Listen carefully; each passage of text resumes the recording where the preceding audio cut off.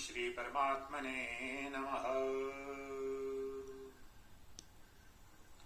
मोक्ष को परम सुख क्यों कहा जाता है, परम पुरुषार्थ क्यों कहा जाता है?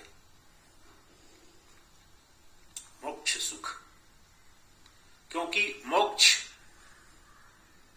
वह निरपेक्ष तत्व है जो एक बार उपलब्ध हो जाने के पश्चात विसर्जित नहीं होता, जो अनंत अमर अजर अविनाशी तत्व है और वह तुम्हारा अपना ही तत्व है और उसका जो आनंद स्वरूप है कभी भी क्षीण नहीं होता, कभी भी विसर्जित नहीं होता। वह अनायास ही अप्रयास ही तुम्हारे स्वरूप का धर्म है, तुम्हारी आत्मा की प्रकृति है, तुम्हारा अपना स्वभाव है और उस स्वभाव को उपलब्ध हो जाते हो तो परम वैभव उपलब्ध हो जाता है। परम तृप्ति को उपलब्ध तो सिर्फ मोक्ष से ही हुआ जा सकता है, इसीलिए उसे परमानंद, परम सुख और परम पुरुषार्थ कहते हैं। इस तत्व का निरूपण भोले बाबा वेदांत छंदावली में कैसे करते हैं, सुनिए। मोक्ष सुख सबसे अधिक है मोक्ष सुख, दुख का न उसमें लेश है। आनंद का भंडार पूर्ण, शांति मात्र प्रदेश है। ऐसा कहे हैं बहुत से, एकांत सेवन कर रहे। संसार से मुख मोड़ कर, आलस्य में है मर रहे। आता नहीं है समझ में, कुछ बुद्धि चक्कर खाय है। जो सुख यहाँ है सो वहाँ, बिनु भिन्नता न जनाय है। त्रिपुटी रहित यदि हो यह सुख, तो भान हो सकता नहीं। भोक्ता बिना हो भोग ऐसा, भोग नहीं देखा कहीं। भाई नहीं तू जानता, क्या मोक्ष पद का अर्थ है। अर्थ छूटना मोक्ष का, छूटा हुआ ही मुक्त है। चाहे भला क्यों छूटना, बंधन जिसे नहीं भासता। बंधन नहीं सूझे तुझे, क्या मोक्ष से फिर वासता। संसार में दुख के सिवा, बंधन नहीं है दूसरा। अज्ञान से संसार है, संसार में दुख है भरा। अज्ञान ही दुख रूप है, अज्ञान ही भवकूप है। अज्ञान छुटना मोक्ष है, सुख मोक्ष अनुभव रूप है। जग हेतु है भव दुख का, अज्ञान का जग कार्य है। अज्ञान सह जग नाश सम्यक, मोक्ष सो कहलाय है। जह भिन्न हो सुख मान सो, ब्रह्मा पितामह लोक है। सो मोक्ष नहीं है वास्तविक, पूरा नहीं निशोक है। सुख रूप आत्मा है सभी, दुख न उसमें लेश है।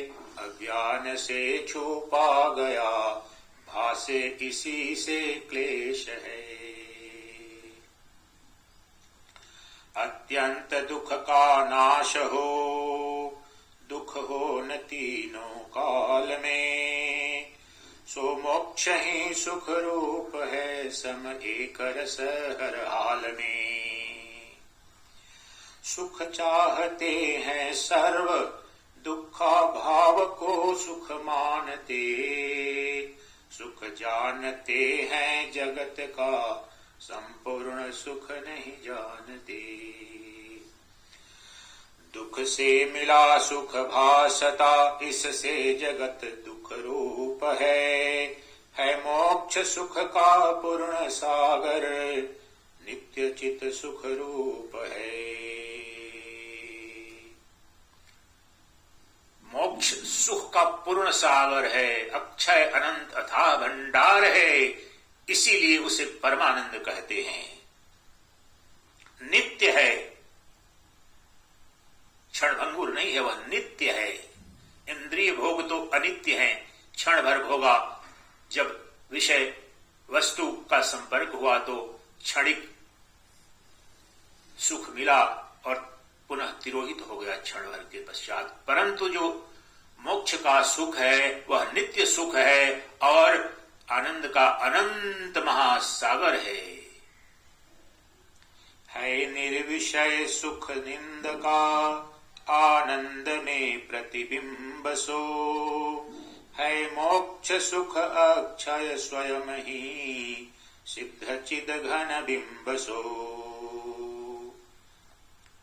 मोक्ष सुख अक्षय स्वयं ही, अक्षय भंडार है सुख का, और सिर्फ वह अक्षय भंडार तुम्हारी आत्मा में है, तुम्हारे आत्म स्वरूप बोध होने के पश्चात ही उपलब्ध हो पाता है।